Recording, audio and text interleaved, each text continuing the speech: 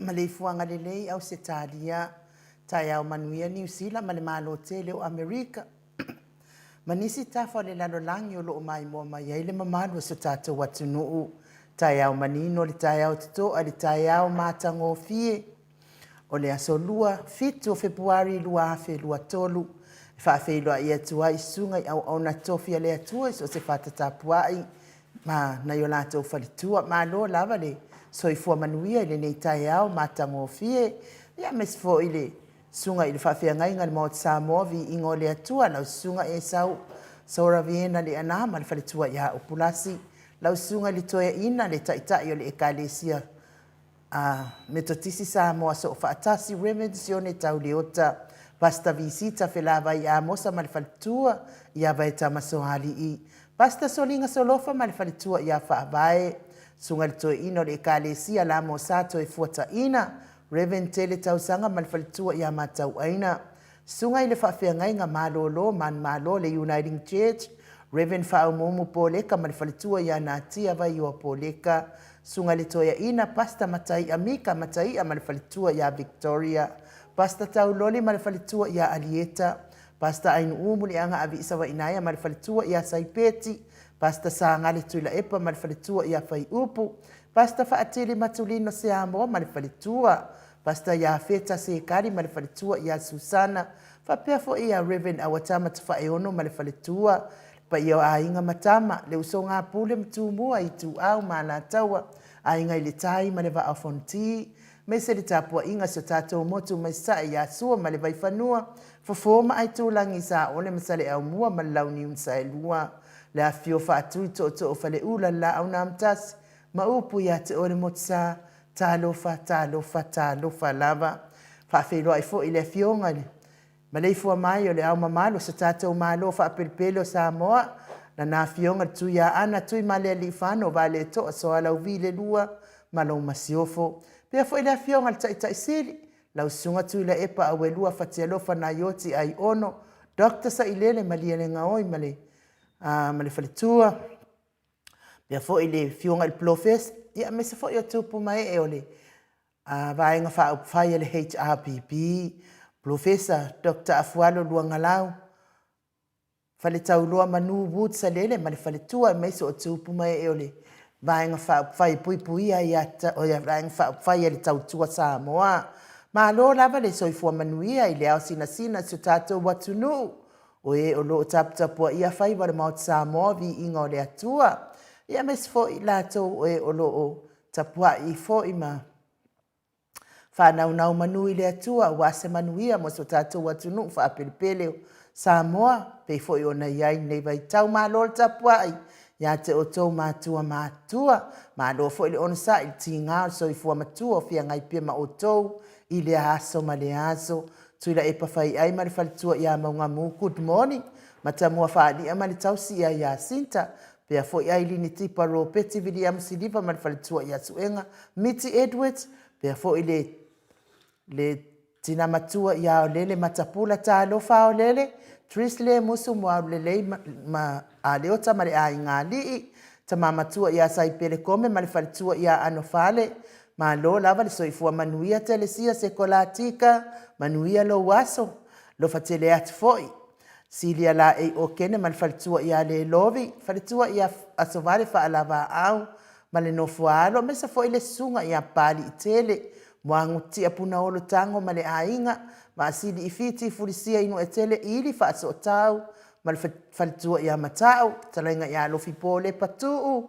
ma le faltua ia Vienna good morning falitangoa i Farani Suon mal falitua ia fea taito e wa misi atu lava o lua falitangoa ima matait ma fea pea fo Emmanuel ia sofa tau vau Rivo Pitone tau vau Esekia ia pea fo ia la unu na ile vau tele wepi mal tau si ia sita ia mes fo ile talenga tati moki siota e fionga ia tuifa sina broken tau vau Hiro mafuta mai fa ale palauri good morning mati malanga o ma asiata ngaia fa pia fo ipupu ifatu elia tau ili ma Filipina fa naia upole baba wai I malitina ia fa amalu ai good morning Maria akia pia fo vai to vi Filemoni fionga ia fa telo fa po vi fa telo fa mal faltua ia se yuli fale ula vui Nicola uofo mal faltua ia mori good morning fa ngule ala misa Paula Pang Solomona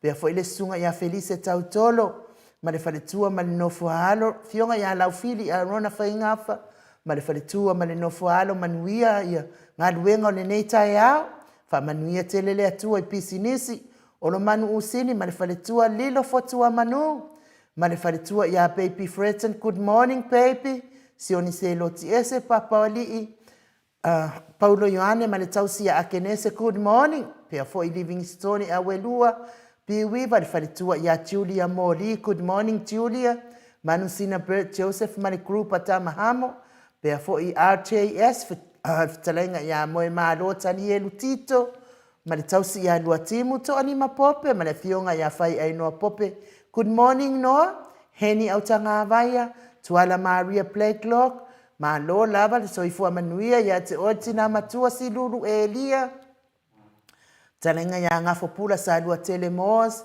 ma le tausi ia Susana tonongata a matafai Samuelu a Vito ma le tausi le tamamatua ia fai ngafa misikei eneliko ia fapia fo il faltua ia ana vausa ma lo lava le soifua manuia lau pepa ni upeleti sa wila se pulona fai ngafa pe le sunga ia peni ma le faltua ia neta motunuu ma futa mai Brisbane good morning fa maoni akape ma le faltua ia fengai Lofi posi a moa pe lua ma le tausi ia Rosita tina matua ia pepe si itia epa mafuta mai Melbourne se umano fereti funga mafuta mai Alaska tiosa kama kingalia ia tiosa fa atonu ni umata atanina patiole ia me se foi mau salafa good morning to a televiko masau o viko tu au pepe yo se fase tema mal faletua ia koleti sa ngala a pelu seaso mal faletua ia Celestina afa mala o brown fa pe fo imisa lo lane mal faletua ia fa audioli to a mata ia good morning pe fo ia na mula ulu e sera male tausi good morning to sulu nga tau mati male faletua ia fa au elive misa la au male faletua ia situila pe fo ia na nai fa muina le ana tup fia male faletua ia monanu good morning sione maunga male faletua ia Eloisa Samoa haitang tau finga foi maono male faletua ia Diane pe fo ia mitua na ifesili male faletua ia Lisi Lucy Pautalo se walunga male faletua ia Maliu mai tau e tia ta afuasua male tausi a Roini tapua i le fau pepa tapua i le fau male tausi a pepa good morning tapua i ma pepa fa pea fo ile to fa ia to pai fa salafa male tausi male ainga ali good morning to pai Lotto and Dorothy Yohanes Tower e se tata mala pea fo i lolo matauama male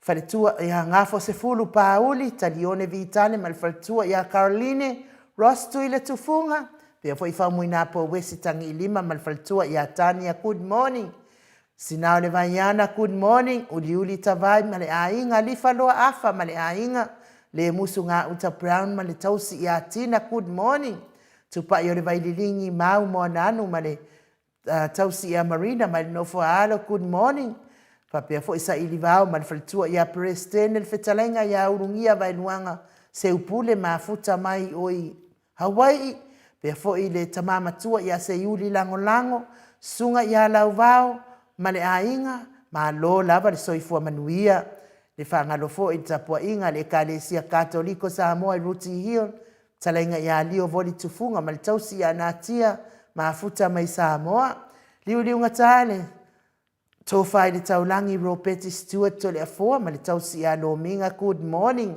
pea fo i le talainga ia onofia na umamana ia ma le fionga ia Sula Daisy fatalo fatu le neita e au matango fie mai se la pa angan mo Samoa vi ingo le atua e le ta ua suafa a lo mafuta mai lunga o le tatou por kalame ia le nganga faaloalo e faafeiloa i nei taeao matagofie taeao le alii ua saunia mo tatou manuia lenei aso e mai se la le matou autustusi lugo apio foliga malo lava le mafuta mai ma faatasi mai foʻi i le tatou pokalame lenei aso ia le alii faamanuia tele le atua mo outou uma Angela Masoe soifua manuia lau afioga tole afoa ma atanoa ma le tausala ia ainuulu mo Samoa viigo le atua God bless you all manuia le pokalame lenei taeao faapea le atalii a Mike mafuta mai i melepone faatalofa atu i lau afioga stui ma le papa stui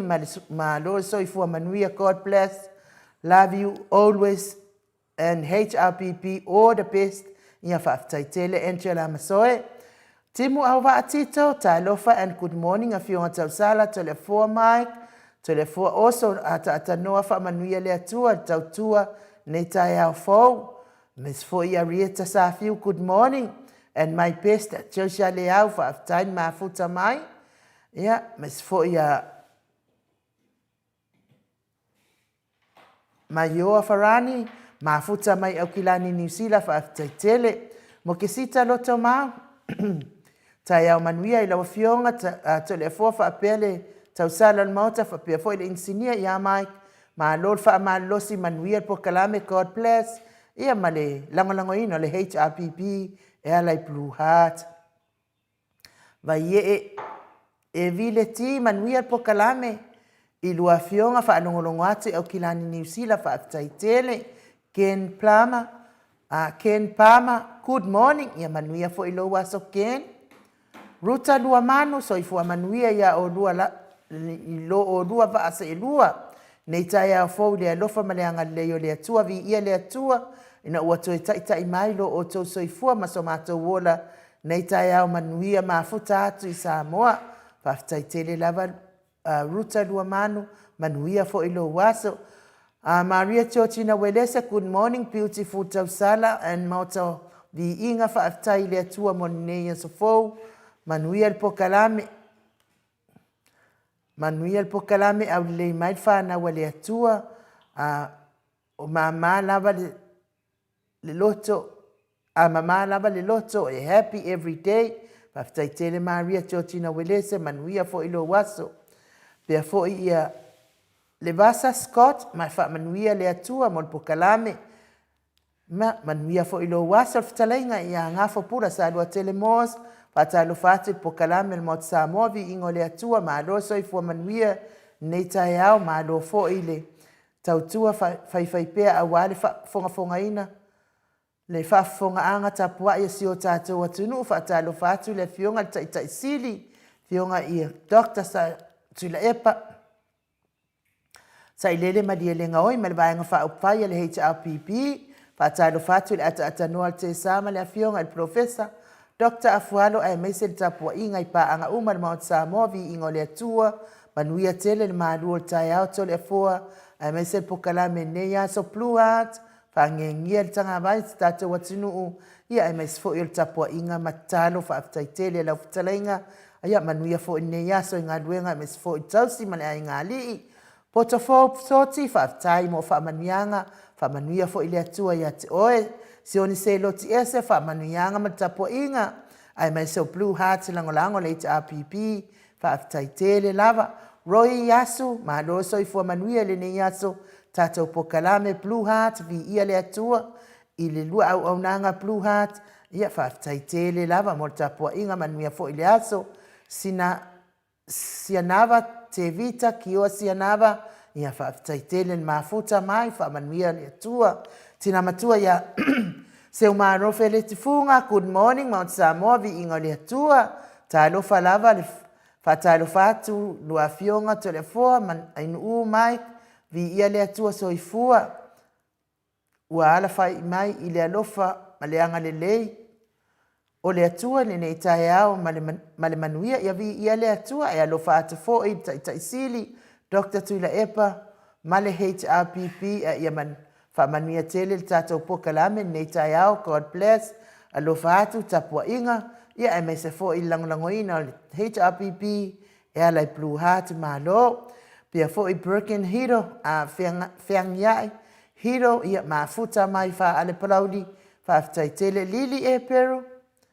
So i fua manuia o lua sasunga malo. So i fua manuia manlangi mavi ia le ali wha o ngā ina pia o lua so i fua au na wha aftai wha amara.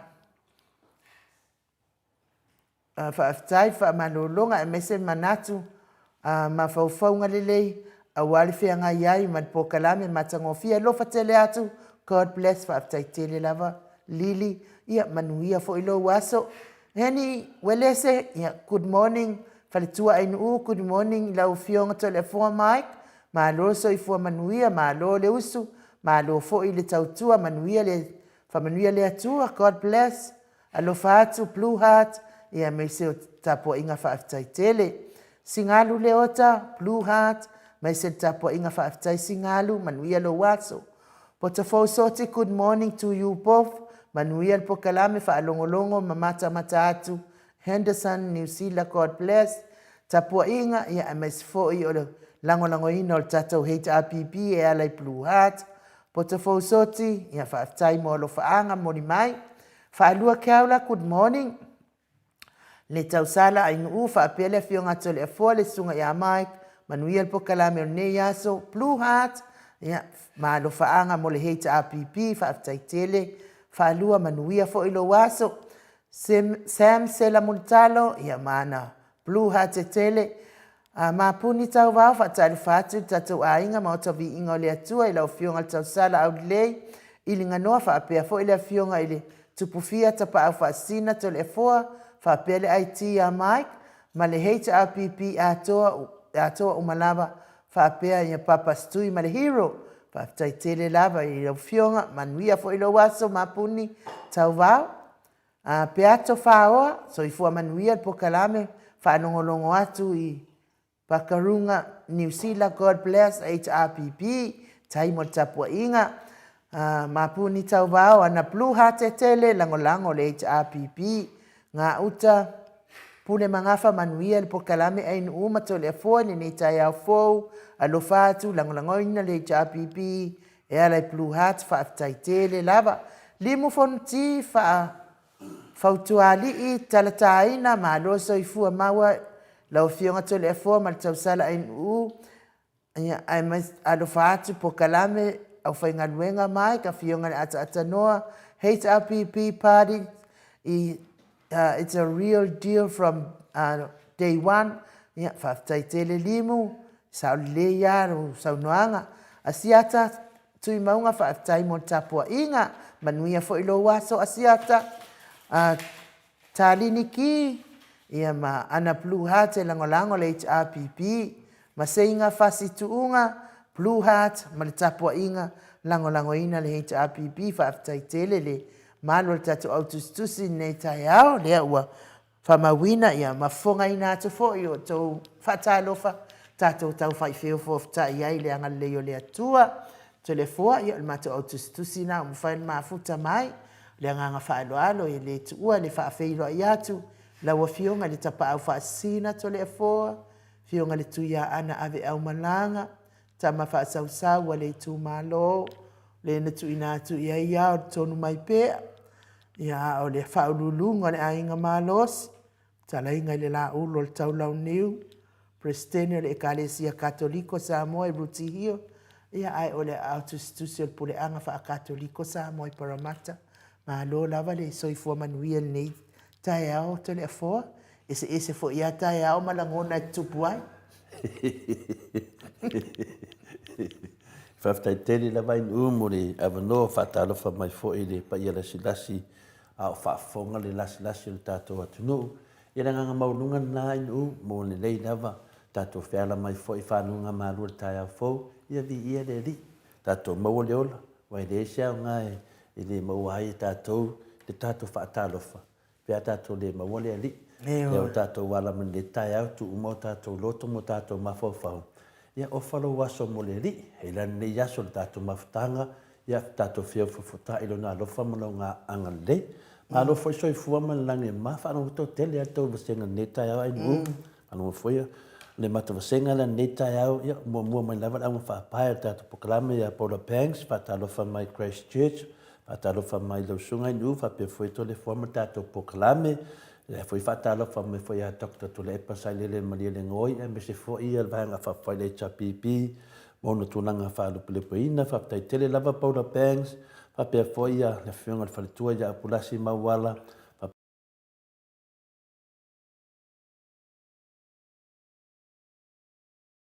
pa mawina lo fatalo fa lunga tato ni tai au pulasi mawala ale ana pa pe foi sieni se lo ese pa pe foi fa ali mai ona ha te tolu non tale tasi Revelation 14 pa tasi mai foi good morning la fiona tau sala pa pe foi tole forma tato pa nga masani baby 13 pa talo fa mai Hawaii pa tai baby fa tasi mai fa mawina lo fa talo fa lunga pa pe foi Julia Moli la fiona fa tua malo lo tale late fa pe na foi fa talo fa mai tato program nei tai au ia lilo foto manu fatalofa mai ia Hawaii lilo manu ia lava le tua ia o lum baby ia manu faalu fatai le ngale tato pokalami Solomona fatai fatalofa mai Solomona mai o Queenslandi ia fa pe fo ia fa manuai tu salofa fa manuai ia lava o Melbourne fatalofa mai tai au ia sa le lava le tai au maninu matato manuia Melbourne fatalofa tu tapa fasina pe foi la sunga inu pe foi la tali ia Mike e man balu man lasi o tato polo kalame sia nava e la fionga le fautua maununga le kalesia fa tai fa tasi mai e fa pe foi toli mapope fa tai fa tasi mai tama e tato maftanga fa muina lo fa talo fa nunga tato penga a fina YouTube e fa pe foi ia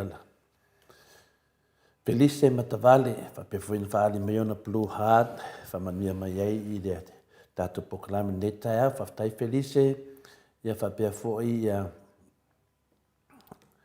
a baby fetin ne fa mai malo fetalai ila wa fionga fa tua pulasi manatu foi ia fa pe foi pa nga lava tato poklame ia mato maftanga na neta ya ai nu faftai mo never know Mano, matai, mafuta mai fo i linga le tato YouTube. Ia mes fo i tusi mai, tapua inga fo i ani te mama tina mātua i le mwhain tusi ia oro tapua i mai vi ia le atua. Whaftai le atua ia te oto uma ono tau soifua la lei i le atai au ma le atai au. Raymond la uru le fo u mafuta mai lungone. Mato o tustusi whapea fo i reta arona. Tanu whātu le fionga i tu tapa au whasina to le foa. Tau sala ia eo ainu usawa inaya tato insinia ia Michael. Whapea le fionga le ata noa te sa ta lofa lama. Ma blue heart e tele i wafo i langolango ina. HRP a tele foa. A tato tele i o lava ni malu tai au. Ia e me se fo i se vi inga o le atua e ala pispisenga tato te. Ma fota i ma le tato autustusi. E ai se fia mana ai fa te e se atuari me le mana o ma fau se manu le e o te mana tuaina to le fo le anga nangalo ia te au le sa e o le me la le o fia tala no atu te le fo e fo ile ave fa ma le si au tato autustusi nei tai au ia me se fo ile au fa fonga mai a so uma a wane i fa o le tala au fa fonga anga ile telefoi o le tau fa se tau fa se le fai pe la uli le tai au ma le as wa uma likio o so ia la uli fa se le fa fonga anga le mamalo le atunu fai lava i malama lo fina ngalo matata o fai uma ia pe la le uma tata pokala me le aso to na i telefo ia ai bala au mai fo is tasi fo i o pa anga ma au mai la le video fa taltanoanga a la uli fa pe fo ia save o New Zealand ma fu anga la na mai le video e fia taofi fia ta le video tonu ala le na fisilingia mai e le tato hero le sa le fa se ina pe o se furu pasene le ne manu malo ai ia le HRPP o le furu pasene ale e fa se ina lava ia ua silinga i kuali i malpolo fesali o afualo. Ua leva. Ona mua o afualo lava malpokala me maut Samoa vi ingo le atua lea na saunoa mai ai o le whamala malama leile me le se furu pasene lea ma o afualo fo isa iei tatonu o le pale mene le vaitaimi sa au mai ai fo i se furu pasene mo le fo i whaatai i le fionga fo i tai sili atu i le epa MS fo i le mawalunga le HRPP o e na lato palo taina mafufuina le sfulpasene le motina ane nei lava e tosso lava le se o le lava e fai mai arka malo la auri fai mai unga nis o le mea fo i la le wailo ai fo i le vai tele o le fo i ainga e fa o mai nis nga le mai i wo mai o nis ina nisi fe i Amerika e pola e kakele fe whanongorong kele o le maa ki le ave pe i le vai tele o le ono o le se fulu pasene le atato su pasene o le lima ai le o le ono ia ai o le mafuanga la le tala to le fua pe mwhai ona e na fa malama le mai le malo le tunu o le mafuanga la o whamtalang o le mea lava le atato te vesi ai nei i le soli wha avai soli tu la fono telefoa le o le au tala wai mai mana ia fo i lo si ufafonga fia whanongolongo le malo le tunu o le fautuanga la na le maot Samoa vi ingo le tua mo tatou nei la whafonga telefoa le le winga le po e leila o leo sina nga wa ue mpi mua mai le ikai e mua mai le ikai muni mai upu ya le la wa ma wa tu ya le lawa ma watu ia lo langona fa fonga fo i tato pa anga neta ia me fina ta vai le mau tato maftanga ia vai to telefone si le fi le leo les a o le fi fo ni si leo ia la fi tu leo pe le fi fo si leo ia la fi tu fo lo si fonga e fa pena la vai ia de pat talo le inga ole soi fuanga tato ia ai ia tu nangana le pa ia tu de fam tananga fuina o le la wai lo ai o ia de fi lo leo ti fa makala ni mia la ande kai ne ai e de fa makala ni pa de man ia wai de fa no taliano fisili ia ale taliano fisili e de fa wa tato pokalami o le mele wa sa no e te le la vano na ta ua le fafong anga le maru le tunu a mese a tangata ta mamai tangata popoto tangata o ina pe o le fionga professor ia afualo le tato te whaasoa o tangata ua o lato a o onga whamawina le tō whamamao ma le tō whamanino, le poto ma le atamai o le mea alofa le atua, wa whaamawina i le ralolangi, ia le profesa fualo tātou whaasoa mai ia i le aso tō nai. Whapena fo i le fionga le teite silia Dr. Tule Epa, o se tangata paupuina wapeo le fo mai o le polkiki. Le ai se me le malama ai le fionga le teite silia Tule Epa, le ai le mama se mea o pongi sa, e pia no sau noa mai. Na ar tangata vai ma tangata patumulia i le ngangor ti aporo, e le fia malama i mea nei. Men mani foi lo pesiti wa ia le vana malama to tele, a pia le ta ua le meiton. Sanuanga la udi pa pi mai ona ainga, mai ona nis mono nephew, i fa pea o le saua li unga al whamasnonga, e whamaunia sa o le HRPP, e ono nufoa, e le 5 nufoa, e tu sa me fore se 10% le na. O le tu e sili na whaano no ai whina le, sa manatu e lunga e toe la ngā mai le sunga e la udi ia mea vai. Me mua lava, e le tutusa o ia ma le fionga le profesa ia fualo, e leio o fui lo na malamalama i mea tau whainu mele, ma le o onga winga o afualo, o takta afualo, o profesa afualo. O tau nuu i me ngata i mea ta ua o onga ia, au la udi, e le whapeo te whaataunga vale le sunga ia la udi, e le te teia o lona i loa i mea nei o pasene, ma mea ni e sifuru pasene, ma mea ia, mea ta unu mela. E le tai lata pe so ia professor fualo, mea moni na malfa maoni, mea mua. Le aia sona qualification e finale lata i professor fualo. Al professor fualo, le tātou te tata noia stonai. Le na whaamamlama mai professor fualo, sunga ia la hauri. Ioi, matua vai tele. O le mea le whea tu le whamatananga, tate ofo taita ma le fia ta unoa o ngā nis mo na nephew mo na ainga ma ta maiti wa fia tu fua ma ta maiti ia i le 10% le na tata no ai ia tau ia e tau me pisa tangata le ia iso na mafau e na te le loa fa matara le 10% e fa moe e o isi tangata e fa moe o na nephew mo na nieces ma ta maiti e le ai ia manamana tātou o nā tonu alo sa wale fesiri telea e matua le aia se mawhawhau o le tangata. Matua le aia so na mawhawhau e tilo le lau tele. O lea wo umana mai le unga o whamsinonga. E a mai lo le unga o whamsinonga. E toi alu toi whamatala e pi e te te. Ma whaioni o whamatalanga e whaalu malum mai le unga o whamsinonga. E mo lia lo oe. Lea lai e le video le na mai. Ai no? Mas tole fogo o lave fau. Le awa mana matele le sful pasili. Ai on mele o te e ngau yelo loto. On o le fesili le na fesili ai foi save a fa pe lauli. Se e fa matala mai ale le sa o ngau le mele lau vivilu ai nei ia tuila epa nga e manisi foi o pokalami. I le soli fa vai soli tu la fono le ungole mawalunga o le unga o le whaamasinonga mawalunga.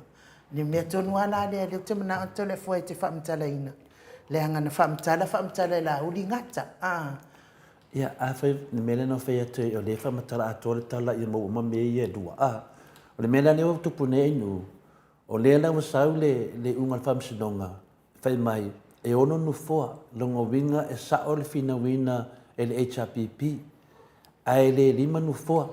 Lea lawa uma le unga, a lea lawa e saula auri te e pe le unga lea, ma wale tasi se teimi, wa lewa na uma na whai le unga, ai whaalia pelo na te, ma whai mai lo na, whai mai ta maiti, tau mai foi ona nis mo na nephew.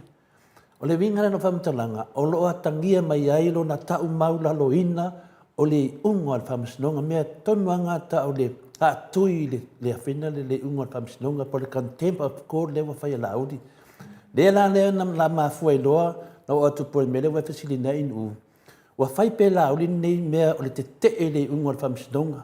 Le a whilau toi whai fo le vai aso lo te atu. Longo winga, o le mea tonu ana e whina le e tatau na mō lia tangata whapene. Toi fo iloa la le disi pesili nana pesili eisa vea. Whawhia me lea o le sori whaavai, sori tu la whono, lo langi pia ia i spoka la me. O le tali la whenale a le sunga ia lauri. Whamai, o lea mo umana mai le unga. O le unga mua, le unga mai whamsinonga mawarunga, o le unga na. Le sori whaavai, ma sori tu la whono. Pei tai e le si unga muri mai. Le unga lana, le ala wa whamaonia. Le ala whamaonia, tatou wo ia whapena sa vea. O le mena le te iloa, e ese mea le fasili me le sunga ia sa vea. Ese te tali le tatu, lo mwhai mai le tali. Tatou wo whapena, na wa whamaonia. E saula whai mai, na wa whamaonia. Ia, nena. Longa wingana, o toi ngā misleading ne po te inga se seo le tunu, whai mai wa whamaonia. O le memonia Samoa, o le fasili la ia lauri, o le an mea le wa whamaonia.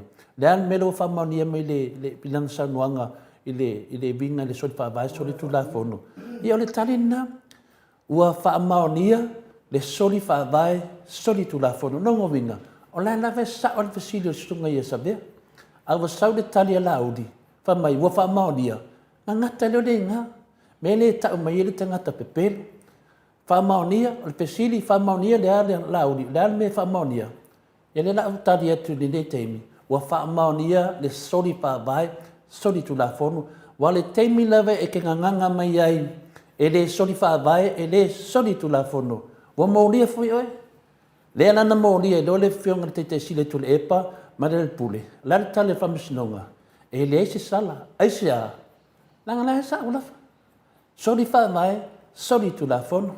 Ai a whaapea le whaiso o video te saudunga whaapea mai wa whaamaunia, e le sori whaavai, le sori tu la whono. Maulia lo ai. Ioe. Ia nā no lefto e loa ne mga malama lea. Lea lawa e sau noa ne tūlanga lea whaapea o le se 4%. Iwa tatau na mōria oe. Wa umana mai le unga. A lea lawa te whaatara tū mai a tui le unga wa mai. Whai mai e lima nufo. Ia nei nofo lima tua i tamaiti. A lea mea tua i fu tamaiti. E tau mai na e poto atu tamaiti i ati oe. Ioe. Mena e tau mai ei e te le rosi pa upa atu lo wal whawha anga lea tunu. Lea mo umana na whina whamawina le video lea. Tatou wo pe le tūla whonu. O lea wa e sau noa whawhia. O le lima nufoa. O le se 4%. A le o le ono. Lea lau wa e sau noa whawhia ai. Ia lea rau whamawina le video lea. A lea fo e wa e sau noa fo i lunga le sori whawhai sori tūla whonu. A le umana e sau noa wha mai. Nā lo whapea mai. O lea wa whamaonia. Lea la mata whaatali whamaonia lea.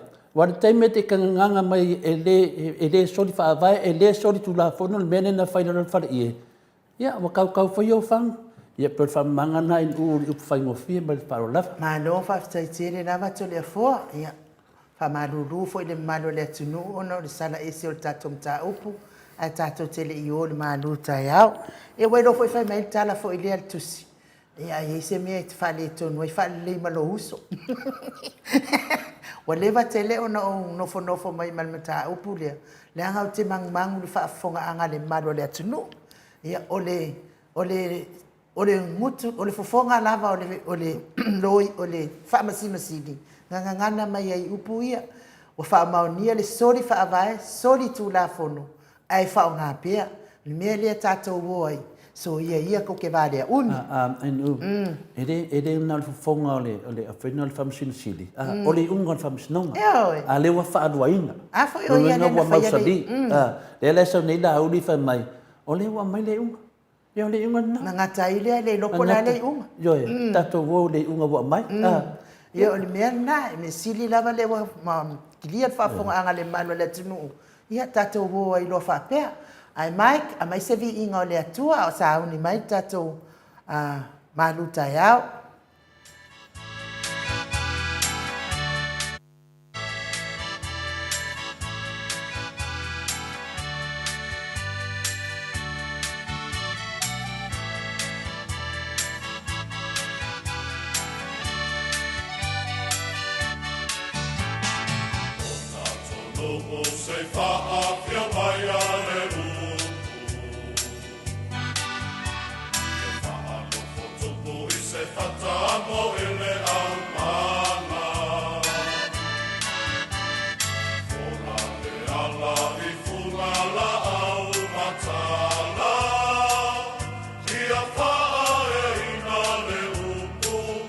Liu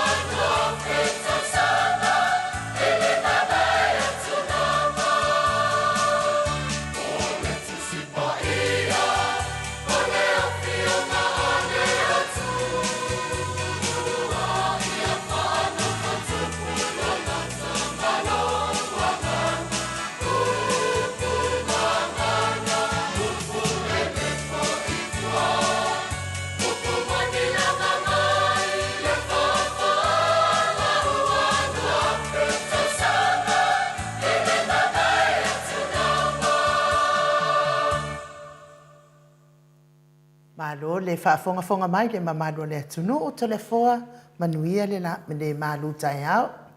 Haftai tele lava inu u mo le manua tāua. Me se foi ne nei po kalame tāua wa foi ta mama tina matua la to foi malu tāua whananganga.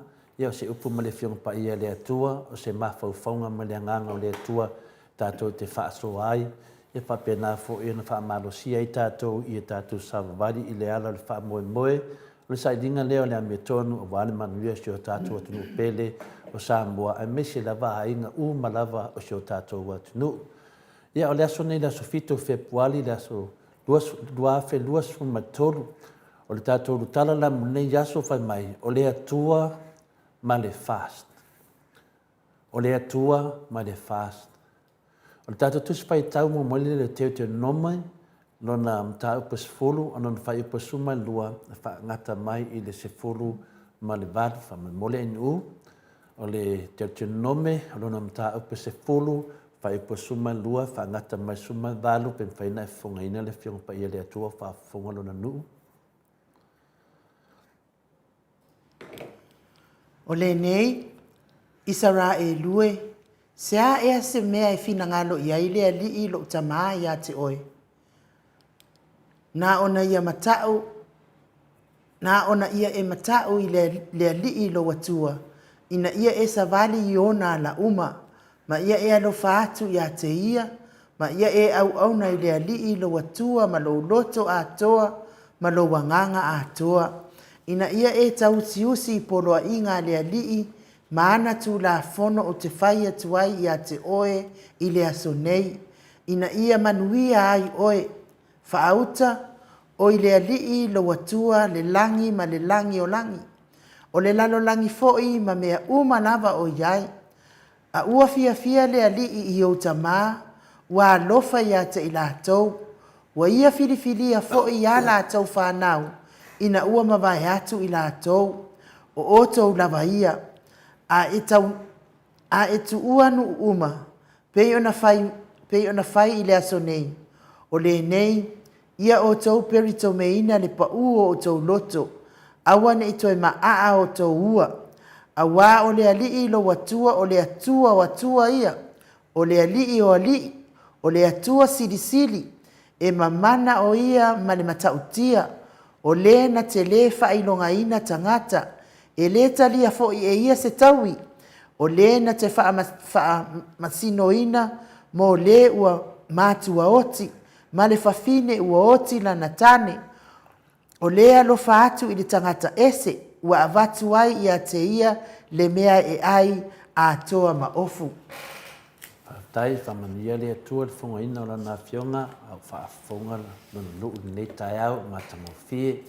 O le tatou manatu au o le whainga malo o le pōli uli o lo pūlea i nei Samoa. O le whainga malo o le pōli uli o lo pūlea i nei Samoa. Ia. Tautonu Samoa i whanunga manu o tai au fōu, le alofa ma le angalei o tatou matai o le langi, ia pātalo whaatu ma whaafero i atu i le swafa malu o le tolu tasi pa ia, le tamā, le alo, ma le anganga sa. Pātalo fo i Samoa i sunga i whaafengainga o lupe whaalele o le tala leia pātele, ia whaapea fo i ao whalupenga ma lato whaletua tupu mai e ma le awa sina, ia whaapena fo i tamā ma tina mātua le mamalu, ia o le au whaafonga e mesi loa pa anga masani le maota Samoa vi inga o le atua. Ma lo lava soifua, ma lo fole langi mama. A o sina whaamanatu pupule nei o le tātou ma lu o le astona i le sofafe puali duafe luas pumaltoru. O le tātou rutala, o le valoanga, o le malaia, o le fast. O le manatu wao, a o lea miotonu, e ola ia i le whaatuatua ma le tusi whaitau. O le sapakuka e lua, tasi se ia o le wha. O udua i whai upo e wha, o le sapakuka, o lona mta upe lua, o lo o whamatalei nai ni tangata se to o lua, o tangata mua, o le tangata whaafeteina e le tonu lona loto i tonu ia te ia, ma le tangata lona lua, o le tangata mio tonu e ola ia i le whaatuatua.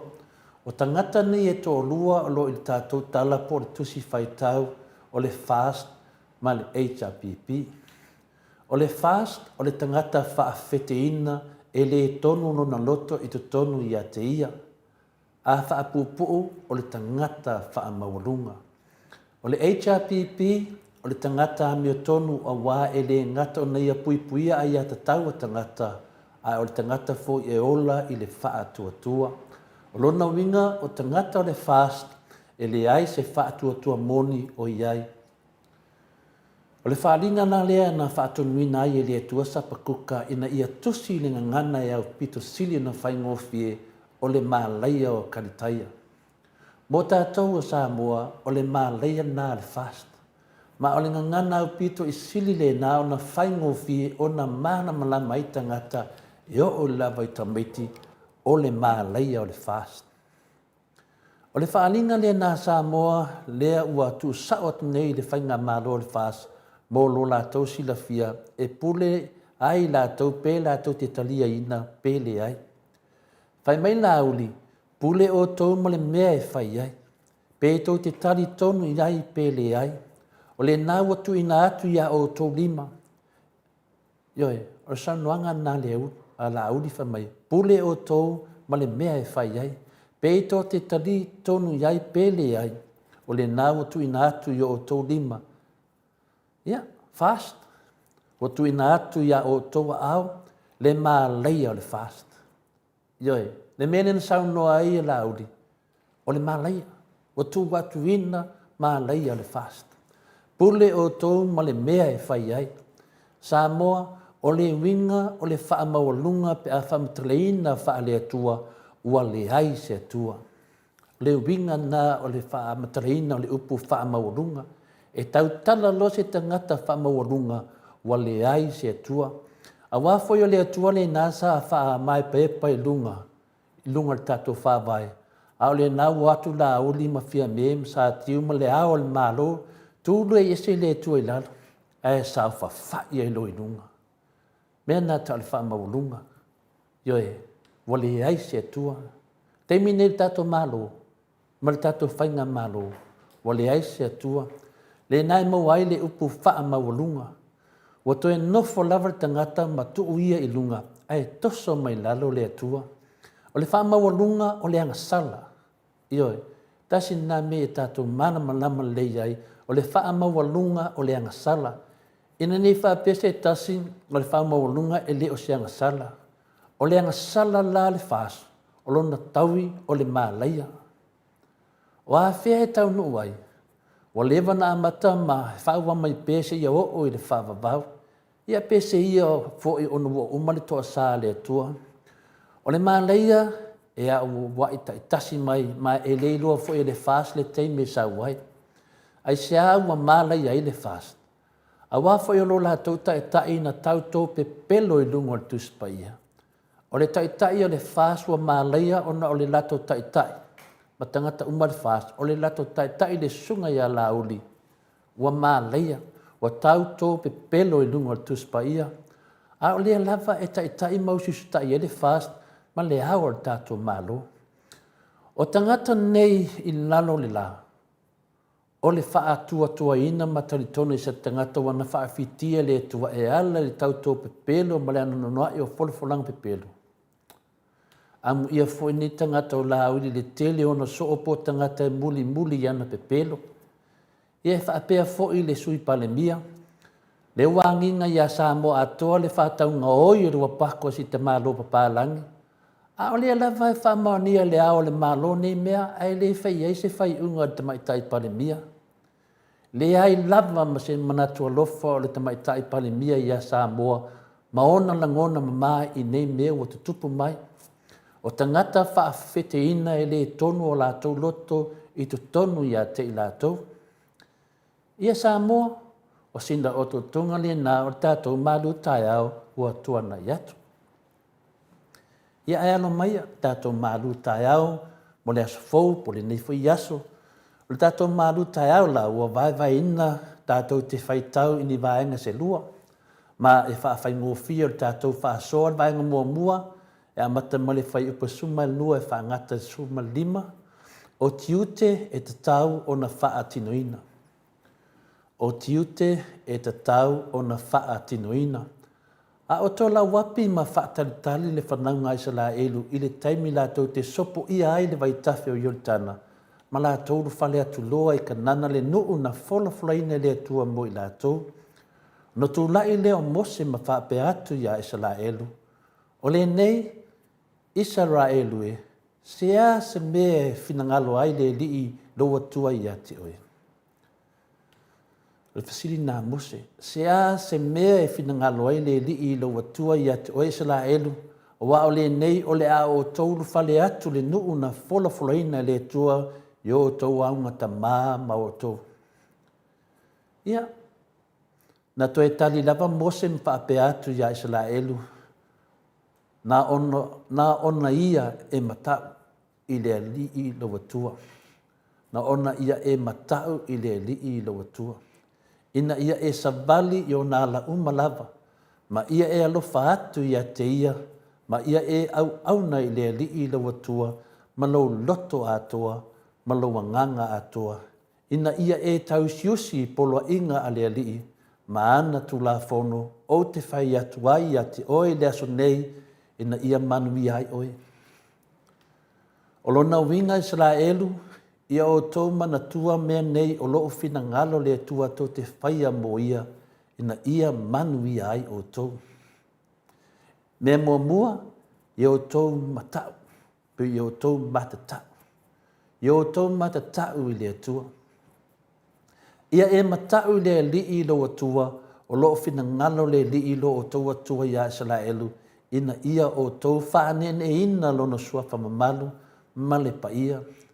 Ia le ngate taimi o tātou tāpua inga, a ia whaapea fo i mea umato te whaia i aso whaiso.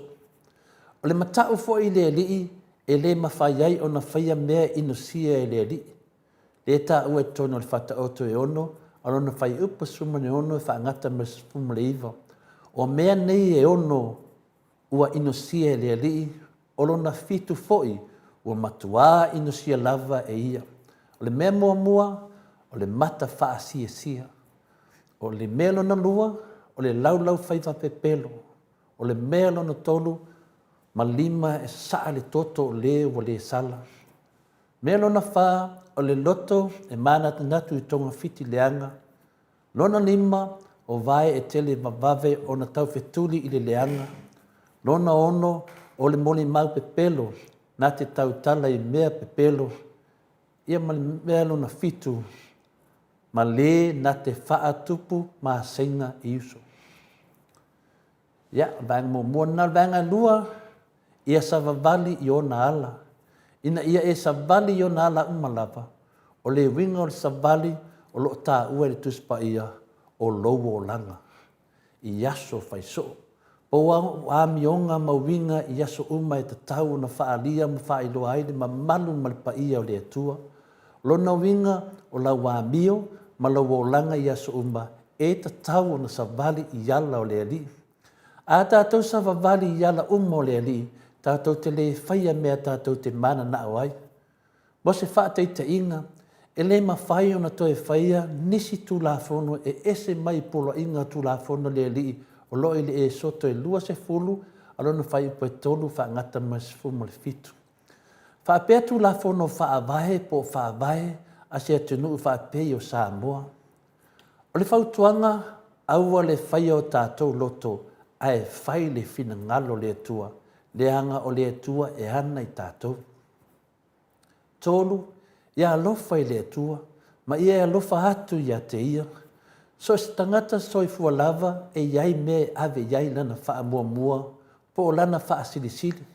Pai mai le tusia maa leko e se fulu ma le lua no na wha ipo e lua se fulu le iwa e wha angata ma le tos fulu, o na tali atu leo Yesu ia te ia, e sili le nei, whanonga mai e sala e lue, o lea li i lo tātou atua, o lea li e to tasi ia.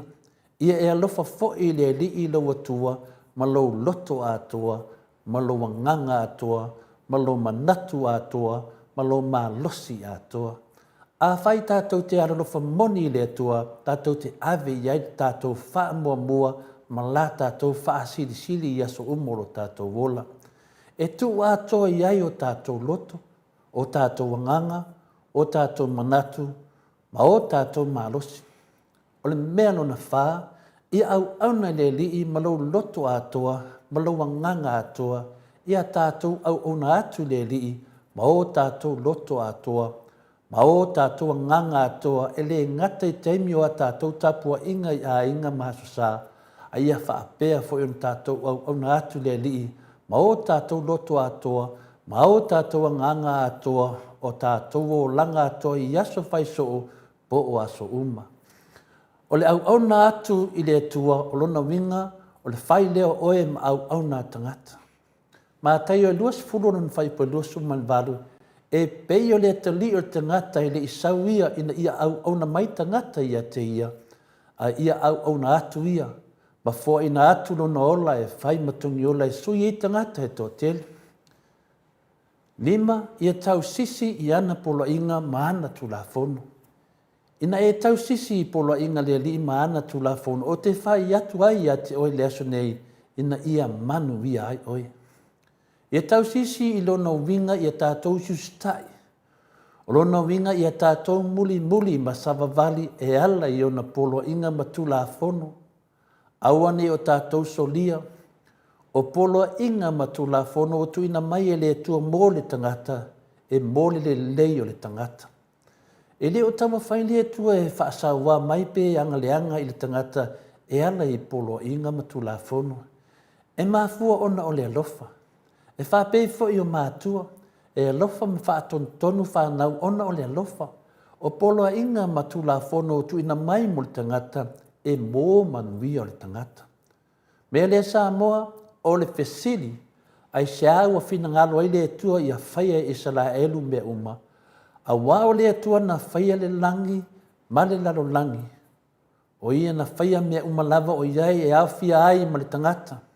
A wa e pule au le tua i lana fuafuanga uma, pa atasi ai ma tangata na ia whaia.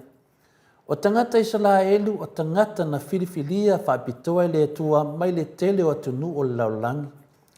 O lea la e matua a langa tatau vai ia e sala elu, o na lātou wha sili sili ma wha maruina le tua malona suafa. Pai mali whai pa su mali wha, mali sun mali lima. Pai mali sun mali wha uta, oi le li ilo watua le langi mali langi o le lalo langi fo. Ma mea o malava o iai. Toi wha fonga, wha uta, oi le li ilo watua le langi mali langi o langi. O le lalo langi fo'i, ma mea uma lava o loo iai. A wau fia le li iau tama. Wa lofa ia te i lātou. Wa ia whiriwhiria fo ia lātou whanau ina ua mawai atu i lātou. O tau lava ia. E tuunu uma e pei o na whai ei i le aso nei. E whaapea fo i tātou Samoa. O Samoa o lau tofi mai le atua. O le nuu ua whaapaya ina i le atua mo ia. E aon tātou avele vi inga ma le whaanetanga le mamalu pule awao i le atua. Ai leo tātou fia pule ma whao ma le vi inga o le atua. Ma le mamalu le atua e whai mo tātou. Ma tātou whai ei mea whaapenei. Ma whaapei ai le atua o Samoa. O le atua e ao na whaamumua o tātou tangata. Ma mea o tātou maua. Whai mai le tusi o le whaila aunga mua mua. Ano na whai upa suma le whaa. Ua o wa ai i ngaruenga uma ua whai ei lalo le la. Whauta foi o mea whaatau wa uma lava ia. Ma mea ai a le matangi. Ioi, o mea whaatau wa lava ia. Ma mea ai le matangi. E le o le winga o matua le ai se a ngā po se tāu o ngaruenga. O le winga moni o ngaruenga uma le tangata e le fina ngalo ma awai le atua o le mea whaatau wa ia ma le ai a le matangi. Whai mai le whai salamo a whai e le ati na e le li i le whale e ngaru due fua i lātou o e ati na ina, pe ati na ai. A whai e le leo leo e le li i le ai e matala fua o le na leo leo ina. O salamo se lau dua sumalfitu o lona whai mua mua o ngaruenga uma ale fast talu o na tūla i mai wha soli wha vai to e soli tūla fono. E le o fina ngalu iai le tua ma le fia ngalue ina foi e lona nganga pa ia se ngaluenga e tasi. Le anga o le whai ngā malo soli wha vai to e soli tūla fono. To e to tofi e nei tangata wha maununga wha pei o sa tiu o le ao o le tātou malo. Tangai foi o tau Samoa e le ai ma se ngaluenga o tino mai ai o lea ua sawa vali nei le tolu tausanga tanu na lātou wha oa wha malo si mai le malo mai le HRPP. O le whaafita auli mta o tia o lo whengai nei ma fia me, ma la auli, ma le whainga malo o le fast. O lo lātou le talitonuina o a whionga pa ia le atua. E le fia mamlama iai, e le fia talitonu fo iai. O le tusi o whaalinga e lua, po le tusi o whailaunga e lua, lona whai upa suma le wha. O le tangata poto e lona ulu o na mata. A o le tangata valea e sa vali o ia i le pōri uri. I oe Samoa, o lo tātou wola nei i le lalolangi pongi sā ma le pōri uri i le sila whanga pa ia le atua. I oe, ona o le whainga mālo wa taitaina e tangata vare lea, whaapeo na moni mau mai ai le whaisalamu. A o le valea e sa vali o ia i le pōri uri. O lea o tātou sa vali umai lava i le pōri uri. Ma ai foi tātou Samoa i le pōri uri ma le pongi sā o Samoa.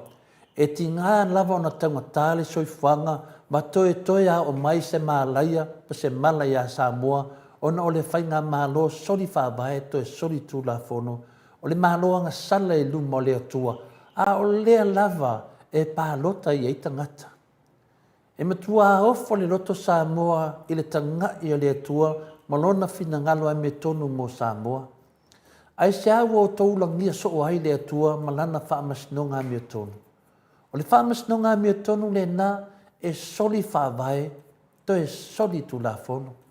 Le whainga malo a fia me ma la auli mpali i ma se pau minsta ma whai pule ma le whaas ma sa tiu ma le whaamasnonga maununga le ao le tātou malo ma taitai e kālesia e whakasa whapea taitai le kālesia kākori koroma whapea whaife au ma e langolango ina whainga malo le fast. Le a sisi mea le nātou te tau mawhai e whatau nuu. O le tau whainga malo iei nei fast e leo i ai le atua. Ua tau matua o tau ma a lava ma ua ma a lava o tau ua. Ua tau tama whai foi tau te fia tali tonu i le tau soli whawae to e soli tu la fon. Bea nā lo tupu le tau whainga malo. Ua tau le fia i loa ina le tau soli whawae ma le tau soli tu la fon. O le whaapupuina la o lo o tau tatununga pelo le nā whaapeo na tau talai nisi o minsta o le kapeneta tau te le isoliina le whaavai, tau te le isoliina fo i se tula whonu. Ua le ai se atua, ua le ai se atua i le tau whainga malo. Mea le Samoa, o alawa ngai o inga fia me la auli ma le whasolo o whaia nei e leo au ai le atua. Ai wa sau nia le atua le tauwi mo lātou. Le vaenga e lua i le whai upa sifun ma le ono wha ngata ma le sifun ma le valu. O le peri tameina i la le anganga o loto o Israelu. O le peri tameina wha le anganga o loto o Israelu. O le wha mamaina po le avesea mai lea o le lapisi mauta o ta leanga uma o lo i tutono le loto.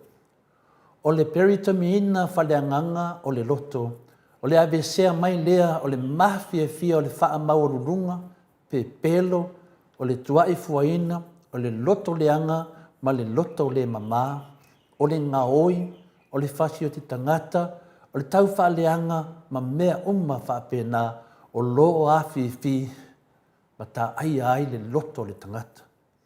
O le mawhai ai o nei loa le loto o lo i ai le atua i le langi, ma le lalolangi.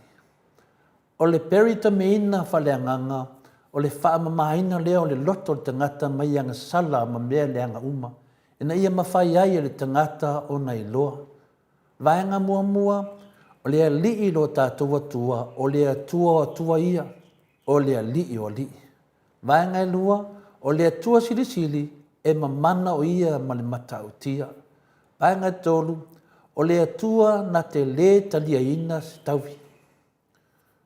Mea na wha, o le atua foi na te leo ma marutia e mātua oti whaapea whawhine wa oti o lātou tane. O le atua foi na te whawhanga ma whaalawalawa i tangata ese. O le nei, ia o tau perito me ina pāua o tau loto. Aua ne i toe maa o tau ua. A wā o le li lo tau atua, o le atua o tua ia, o le li o li.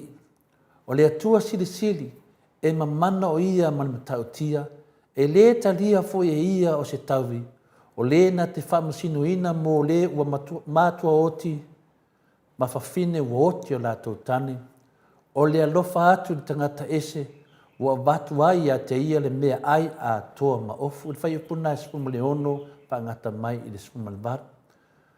O le fast ma tangata uma o lo langulango ina ma fia e sapsapaia le whai ngā māloa ngā sala sori wha avae to e soli tu la fono a e meise lava tai o le e whakasa ma le kākoliko Roma wha apea le ao le mālo sa tiu ma le whaamsinonga ma walunga.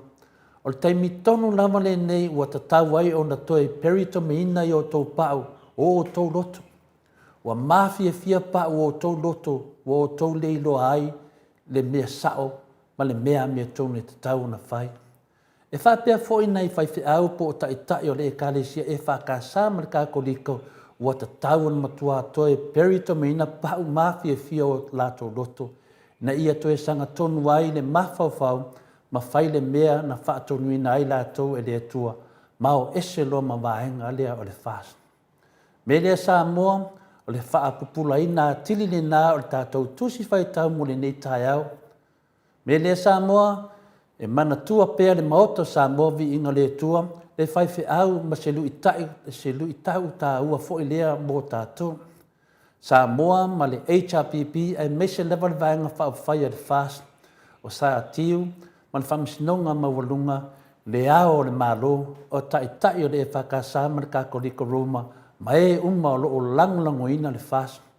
E ai, o tātou o tiute po ngā luenga whapitoa o loo whina ngalo ai le tua mo i tātou taito tasi, na ia tātou whaatino ina mo ia, mua, ia tātou matatau le li ilo tātou atua, lua, ia tātou sava vali o no ala tolu, ia tātou waralofa atu ia te ia, ia tātou au na atu ia te ia ma le loto atoa, ma le nganga atoa. 5, ia tātou tau siusi ia na polo inga, ma ana tu la fono ina ia manui ai oe ma. E whai ngofi o na whātanu ina ia mea e le tangata mea tonu, a wā o loo ola hia i le wha tua. Ha o tangata le fast, fia me ma la ori matuala pali i ma se pau olo a foa le tinu, whaong wha pia foi wā lasi ma whai pule ma le fast ma sa tiu, ma le whamsinonga ma walunga, le hao le malo tai o le wha kasa ma le kakoliko Roma, ma e ma lo o lango ina le fast. O le mea moni lava la tau te iloa, mea moni lava la tau le iloa se matau i le atua. E le sava vali i ala o le lii, a o ala o le ti apolo. Le ai se alofa i le atua na o le alofa lava i mana o le loto ma le tinu. E le fia au na i le atua a toa matangata ai na o la tau lava mana o ia faa maliaina. O le ai se tu la fono e tasi o tu la fono, polo a inga e se fulo le atua la tau te le i sori ina, e o lava i le ngaoi, ma le fasi o tangata, o le fefe iai. O fia atua, ua le fefe fai tu la fono la tau te wha muta ai, ia fai fe au, ma o au, ona o la tau fola ma lo langi. Ua le fefe wha asa tangata ona tau te tala ia la tau wā mio, ma whainga wha asa wā male pio, ai wha tangata i tai. Ai wha tanga loa tai tai e wha kasa, ma tai tai al kakoriko Roma, ona tusi pe wala au fo i atu le epa, e adu ese ia ma le ofisa po li nu fo le palemia. E tali tono si fai fe aule neina tusi pena wala au fo i atu le epa, e adu ese ma le ofisa, e se ia luatu fia me wa lewa no fia palemia si tamaitai. O si fai fe au fo le na mafua ai, ona ta tala le fia me, le tua au i ne feo hai wa leli, ona o le fai poponga o na fine. Lea lana sa o ai loa le ko sau mai loa le ko viti se furu Maleifua ma faa muta faa fua se i roi soi fua nei o tātou tangata. E tari tonu lama le langona ana le fai e le fai fe au lea tūlanga o lona tau mawhai e so safa le pule le tua na tōwhia ai e tu le epa e fai ma pale mia o Samoa ma nua faa pe nei lava o soi fua mai. Ia lea la watu li tai ma lona faa le tonu. Ai latu le isi tai wha atino lana i fonga i le pō, i le tā le tolu le wawe au. Ioi, na wawe na wha au le fale a o ana upu tō mua lava na wha te i ai le tai o le HRP wha pia tu le epa. Ua e mālo, ai wha mā vai lo. Se ta ngai na ma wha fonga tau Samoa i tai o e ka le sia ua fia atua. Ua manatu fo li nei tai o lo i a te ia ai i a ta tau, male ma losi na te so sofa ai ma faa lea ngai na tō finga le tua na to tofi ai to le epa e fai ma pale mia ai fai na fia pule. Samoa masalo e ala lava ona o tangata i le lotu ona o le atua. O le mea na lana o tangata i o ona o le atua. A o to tonu o loto tangata la e wala au i tai o e kālesia nei wha ma vai loa. O lea wa umona wha mawai mai le isi whai whiau wa haru atu. E matau tia mea wa whai e whai whiau. O tula epa na to tofi le tua e ala le atu nuu ma le pālota. A o lea wa mana na o tai o le e whakasa ma le kakoriko e sori pala le pule le tua a e whai o lato loto. O le tātou tala o le atua ma le fast ma le manatu au o le whainga mālo o le poliuri o loo pūlea i nei Samoa, o le atua ma le fast o loo tēnai. Fia me ma lau whainga mālo, aua e te fefe ma e le fia talia ina le mea moni. E le i filifilia o tau e le atua. E le i filifilia o tau e le atunu. O le filifilinga fo i lea o le atua, o le filifilinga pe a filifilia o tō le atinu. Sili o na leanga wo o tō mautinoa e tō te soli whaavai tō e soli tu la fono. O le mea sili na whaano noa le loto lea tō te sila fia le lei e tō te soli whaavai ma tō soli tu la fono. Ai tō te le mana nao e ave ese le nanga sala a wā o tō tamawhai e toso mai le tua e teu wai o tō mua whale whāpeona o tō whaia fōi a o tō fua. Mea lea Samoa e le o fia sila mai lava ma le fia a wai fōi le tua le nei whainga mālo pongi sā ma le pōri uri. O lo pūlea nei e nei o tātou tangata e fia me ma lana vaenga o le fast. Ia, le tatou malu tae na, e li manatu mawalunga, ia no whale atua, whapena o na whamatala, ma wha malamlama i lana nganga pa ia, ia tātou taito tasi, ia wingo ana fionga pa ia aua o tātou whewhewhe, e tau ta tala lea meo tono le atua, ia tātou sawa vali, i le ala le wha moe moe, peina amata me ele tātou mawhtanga, whawhtainu u, mo le aminoa, manuia la vane yaso ta māma tina mātua. Malo, tai lau fionga le tapa au whaasina to le afoa, ta fo ima le tātou malu tai au, nei tai au. Ia, au fo ine ingalo ia te o tau le au tusi, ia e te le o tusi mai ia to le afoa. O lea e te whaatau te i le upu ma le whina ngalo le atua. Ia whaite te wa aino nguku nge ke usipanga i kua e le whaasanga le mitauna i lo fonga. Ia ai Mike, a mai sevi inga o le atua tātou te o iai. Ia ona so o tulo le mane ata noa te sa manule mawal taimi. Oh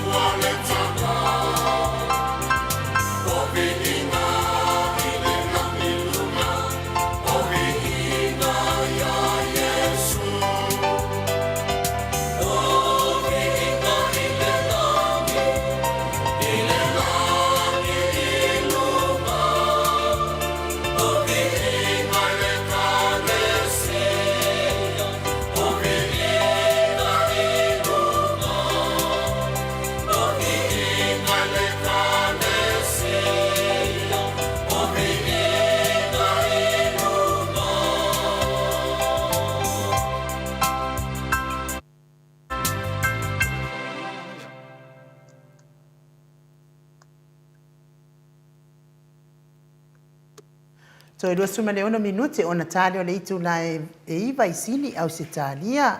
Pi inga mata ngofi o le atua I o mea na taun whai tātou. Pe on tātou whaafonga I ai.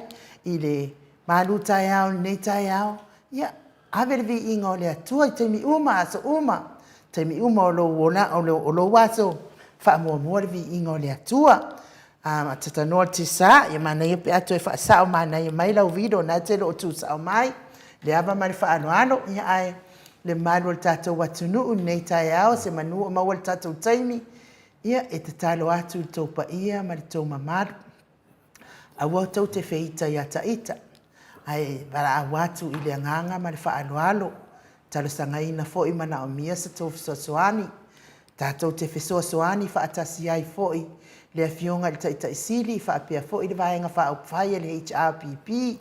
Tu sa fo I ma le tele o nei whaamasinoga o loo tūlai mai.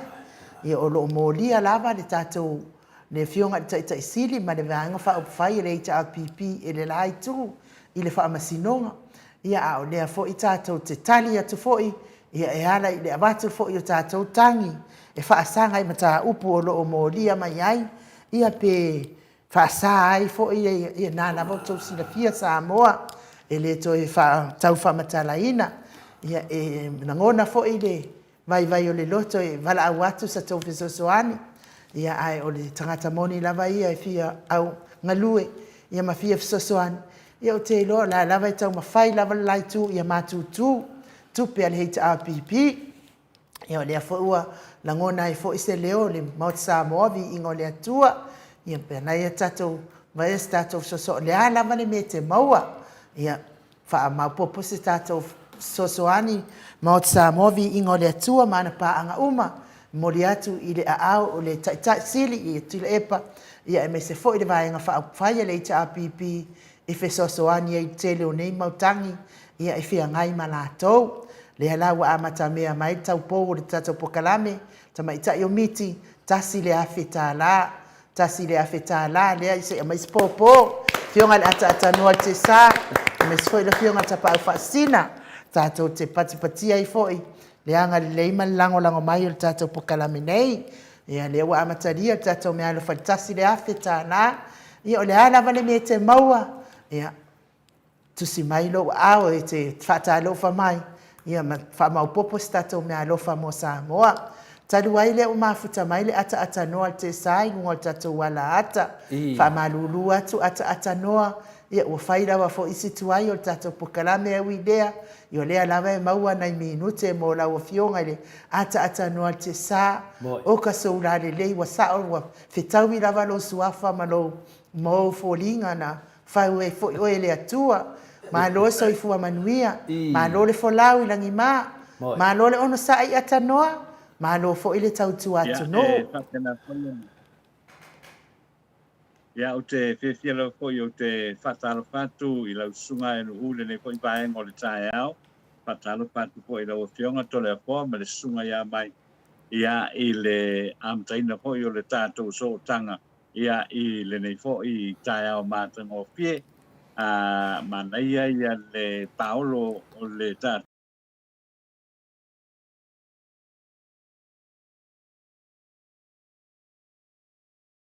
Le tūlanga lava le nao le tau o loo iai, sa vela lava le aso ana nafi, ia sau I mare pōne pō, ia ao le tai au nei, ia le loko o le li, mana ia le Paolo o loo iai si tātou tunu I Samoa nei, ia o le whailonga le nao le alofa manang le lei o le tātou tapau le langi.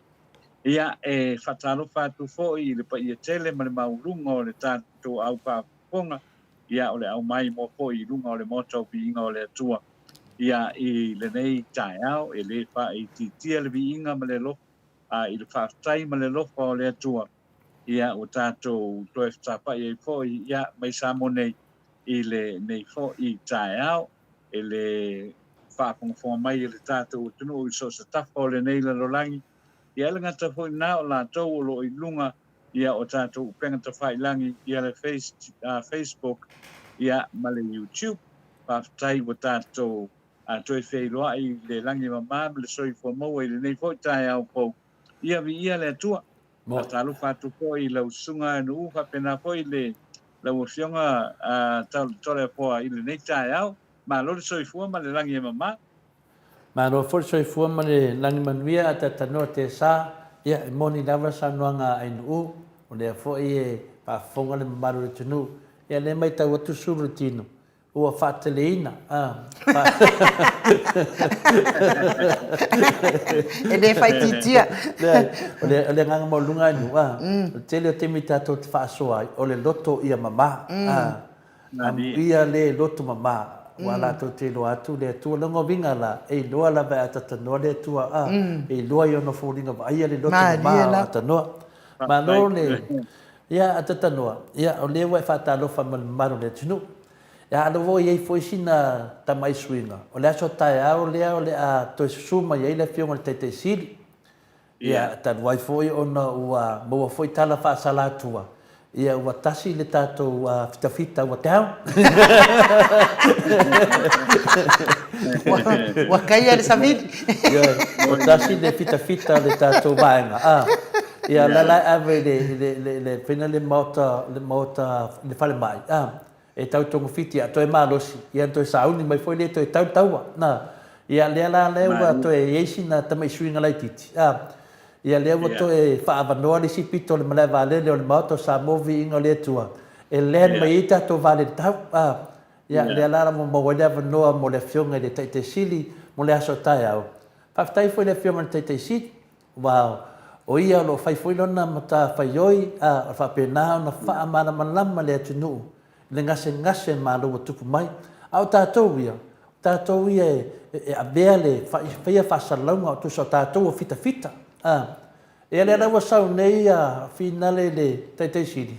E wa o mali o ele o mali o la vea ni ska ko fika. Ya le te fa malu te tanua. Le tele se tata tanuanga. Ona wa ave o mali malu tai au le fa nganga le temi. Ai si tau fa mama le vai liu le o tai au la. O le atato a mata le ono Australia. Ia, pe atu sa masi finangalo, finale te mai tae mota.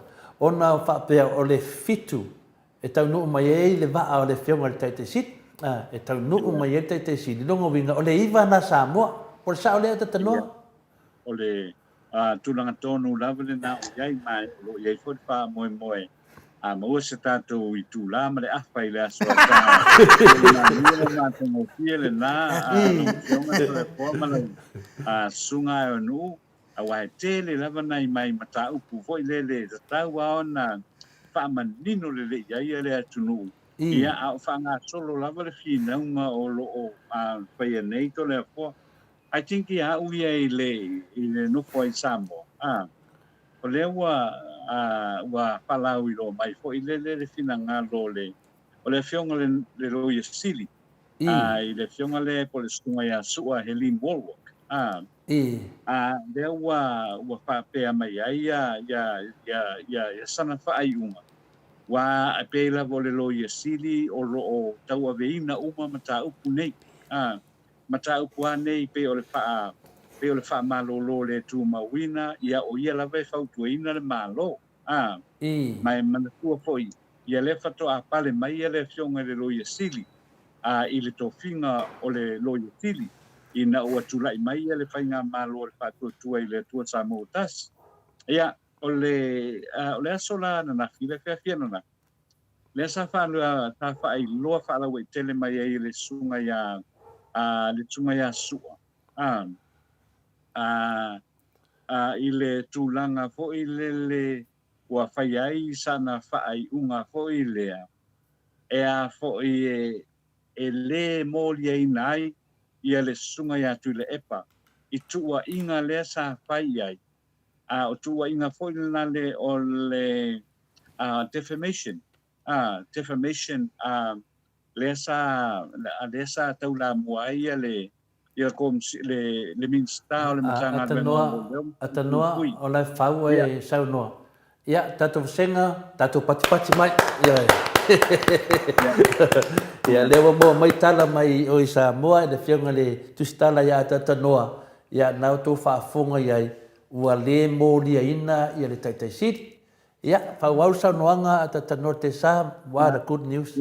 I. Wa te langona ese mai le mata upu lea sa tātou tala no ina fo i lea a lea o lo o toe ave ai e tuila e pa mai ia le pule ia le whai unga lea na whai fo i le longa le parliament le o lo toe ave fo i le whaasalanga le whaasalai nei la ua e lua tausanga lua tausanga fo i le mwhai ai ona awa iatu i le fonutanga le palemene a Samoa ia o tātou i lo manawa ua lofu tangata ia malona manatu ia i le mata upu lea a o le foi la o ia i le si mata upu lea o le mata upu lea foi le na mori ai o le afionga i le komsina o i le minsta o leo ma o leo whare pui lea sa tau whai e foi le molia matua ia tu le epa i le tau whareanga o le defamation.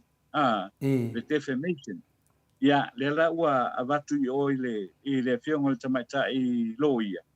Ia, au le ua manatu le tamaita i loia. Le ai pakakia esel maka upul nga. Pakakia esel maka upul nga. O le ale mo le ina tu le epa. Ia pe ona tua ia ele a fo ia le. E a fo ia le tangi le sa fa ua tu le fionga le minsta. Ia pe la ona Pakufonga mai ele tanto tono longinga tasi le nama taupu ia ole ale o i luma i le apo i le famsinonga ia ono le ua fai le fai unga le sunga ia sua Helene Walwalk le tamaita i loia sili ia e whatatia ese ia le ia tua inga na po morianga na e whaasanga i le teitai o le tuanga ia se tūlanga le lei o se tūlanga le lei lea one less burden to bear ele sunga ia tula epa ia o mautu wa inga le nei ia ai te langona po ia ele o le alawa o alu pere sa o le sunga tula epa ma le fionga ia le songa ia le puli ia ele tulanga le o tele fo yo mata o puia ua ti atu ia i tulanga lava nei tau politiki ona uma fo fa le va peso ia walu uma ka ko kai mingi mea tore forma nu le ai se me o le tunu ule nei e tele anu o lai taunga o lai e a poi faadi le fia o tātou tangata o le taunga o le soifuanga le olo i te mile nei o le mata upula wa lunga lava le na o lo tala no i le tātou o tunu ule te mile nei o le a ele fofo o lo anga i ele malo e fai o le a ele fofo e tau mawhai fo ia le whawhitau le wa ia fo ia onga e tele ia fo ia se le dia matua ia le tau mawhai wa ato tele ia le whanau ia whapena fo ona tele se le ni whaanuai i le tapenanga o a onga le whatoa le asona nafi le whatoa le asona nafi le tele o kolisi le tātou o tunu ia o le vai aso atoa o le lua le tolu vai aso na sei vai atu o le alua koi foi marangi vai aso ta lo fai i matua ta lo fai i matua foi lele o lo o tau mawhai foi lele le whaonga ina o ano mawhanau o tangata le foi fuanga le tātou o tunu o le oa iei ai o le ala vevesi solo ia mea le voi vevesi ngai mea o paloka iwe wa foi wa luese a kore focus foi lele wa focus i a foi cases ma mea na ai le focus i le atunu wa le atunu le na to fia i la to o mai ai a foi e fai se fai ngai nei fa ma ve ngai le atunu ia beitai e se le mele o lo ali le focus ale a foi ale fai nga ma lo tatou o tangata o a foi o vaenga le tau na fa mua i so se malo ia bitean ia le lava nga alfaia o a foi o fa msinonga mtulang ele fa pe fai to fa ititia le ao nga o mene ai o le tau mafa o le vai o le mea ai se vai ane foi le fa fonga mai le tatou o tunu mea na o tilo i ele tama ma le tina o o ta iulu a inga me o mawhapena ile te leo le tangutare o yeile whuipango le tātou o tino. And it seems hoilele, ele o manatu tele iai, o totongi wa alu ilano. O le tele o isi company tole po i Samoa. Sau tala no po isa tasi e penga luenga isa company po ilea sa company faufale. Pamai ia nga umaga mako nga luenga le tausanga lea. Ia mako wakulo. Ia lau mai ia ngal kai sulongo i kula whainga luenga. Se pulwono i tula whainga luenga. Wale eise tupe, wale ikiki lea po ile tupe o lo maua mai e tātou. Amu ia langa luenga le malo, o lantou o maua lava o lo tutong. Ia langa le whanawelawe. Lea le fo ila ua wha malo lo mai ia le management level o a fo i o company. Tele o company. O ane tele o wha ala patonga mtanga luenga le malo. Ia, ele o toe haya inga se si fo ina pio tu langa na le o lo popoia ia le tau. Ona o le tele o le tanto o tunu. Ma o te fia lava uia wale o ngā tonu wala na o le mene nei. It's a vea tātou ma leo o le leo tangata o le tātou o tunu. E wha leo atua i le tūlanga le o lo i le tātou o tunu o le teimile nei. Le tongata o le soifuanga, se lau tāla i le pusa moa, le o le kene fo i o mea le o mau. Tele o fo i o mea i le o mau. Mawala wangiangi yang kau whaila i e whaasola wangiangi ngai kasi i le kolu pe wha miki po mea ai. Te iwai ane fo i le wha le tātou. Te tūlanga le nā leo le tula i me le tātou mālo le te mine nei tole a foa. Ia a le tele o isi mau issues leo lo o iai. Ia laka ko walua i a whaapea. O le mea le nā le te manatu ai ata i ta fo i le tūlanga o iai. Prioritize i le soifuanga, ma le tau le soifuanga. Le o lo iei Samoa i le afo i le teimile nei. O le mepo le pe ano wa i fo iei, o lo iei fo i se wha upunga. O lo whaitu whanga tupe. O lo whaitu whanga tupe a le vāinga whai. Ia o lo kama ia, o lo watu inga le, o lo whaitu whanga tupe. Ho le tai tolse lau tālai a inga o le afo i o le. I a inga o le tūmalo whapanota. Ia, no ma whore whapea. A whapea la wakse kupe, fo i lea e tūwhanga tupe nei. Ia masaro pe lua aso uma. Lua aso uma. Ai leo mako whau. I le affect, o whai unga whailena, i tutonu o le tātou, o tunu. Ia, na o le tātou tataro le mūlawa i le tua. Ma tātou silingia po o pea le mea o le a maua mai ai le tātou o tunu. Ia sina whesoa soani, ia le tūlanga o lo iai le. Teimile nei ia tole po. Pina o sina manatu le nā, ai i le tūlanga lava le wa ave ese ai le wa whaalia mai ai le sunga i le loia sili, le sunga ia sua. Ia le tūlanga wo iai se whai unga ia ma le matanga luenga, po le o pizza. Ia o le a le whaua wina. Ia mōlianga lea o lo mōliai le sunga ia tui le epa. I le defamation. Po le tau whaaleanga. Po i le characters o tangata o lo tūlai mai le whainga malo. Ia o te langona le, o se langona fia le na. Da e le itai au na uma ia le whetau wa inga le o lo iai. Ia upu whai o le tātou o tunu. Ia e whawhai o leo maua mai ia sia whaamama a venga. Ia i leanga inga i luma le sunga ia tui le epa ma le tōwha ia aleala i le pule. Ia i le tūlanga lava le nei o upu whai o le tātou o tunu o whainga pānota la i titi. Ia o le tūlanga e tele mata upu e peo na tūla i mai pea. Ia i le whainga malo o loo ia i nei le tātou o tunu a lau a whionga tole poa ma lau sunga anu. Alo anu.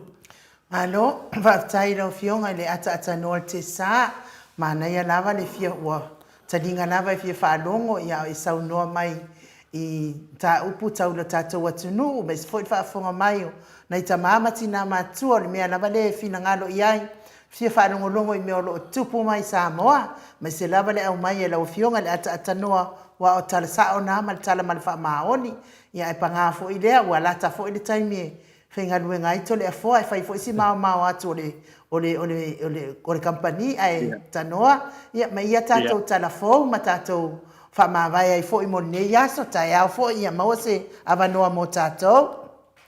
Ia mano anu whawhai ko sau no nei vai ngone tai au. Ai o rea tātou wanga i loa ia tātou talafou ia o le nei fo i tai au o le aso lua. Tātou talafou i le nei tai au a wina tulei le rango mai le company le Native Events and Harwich ia ma le Town Area Services i le fioanga o vai tele ia masale ufi o le mo le tapenei no so whala velave i Samoa nei e whai poiponga o maniu sa o whai o whau panena ma umutana maua tuai ma whale ie tā penanga ma le te wina o hall so se au o nanga mo so se whala velave pa so tai le sunga ya tu le epa ma te tua ya Kathy wha o le toi numero le telefoni o le fitu ono wha fitu wha lima fitu ono wha fitu wha lima momoli e tu le wha tai ma le lango whai pea le sunga ya Mitty Edwards ia mo nalo i melepone i au se talia whawhetai mo le pesoasoani. Whamawina po i le whawhetai e le paltua ia Bola Banks i Christchurch i New Zealand mo le pesoasoani mai le au nanga mai Samoa nei ia e meste ai ma le paltua ia Sina Burton Sina Lei Burton ia mai le aifo i Christchurch i New Zealand ia manuia le toi whaimalanga atu i New Zealand i le so tātou toi whailoa ai se teimi o i luma. Ai o talafou o le nei fo i tai ao. Ua whaia nei se whaai unga le tamai tailo ia sili sua Helene Warwick o le ale mōliaina ia e lona ofisa le teitai o le tua ngai tu le epa sa i lele madia ngoi o lo wha malo lo le tu mau mo le lua tautanga mai le pāle mene i tua inga na whaia ma wha maonia e le fionga i mi tau le leo whare pui le fionga wha walo Harry Schuster i tua inga whaasanga i atu i le epa o le tau whareanga o le nei tua inga o le tau whareanga e muli mai lea i te isi tua inga o le aa i le tui i le pāle mene ane sui pāle mia tuala i o tefo poni pāsio lea ua wha malo lo le tu ma wai tui le epa malala i le pule mai le pāle mene mo le umi e lua tausanga o lea mata upu o toi ave ai fo i tu le epa malala i le pule le malo ma o le ailu i loina le pa masinonga ma volunga e se taimi o le masina nei o Februari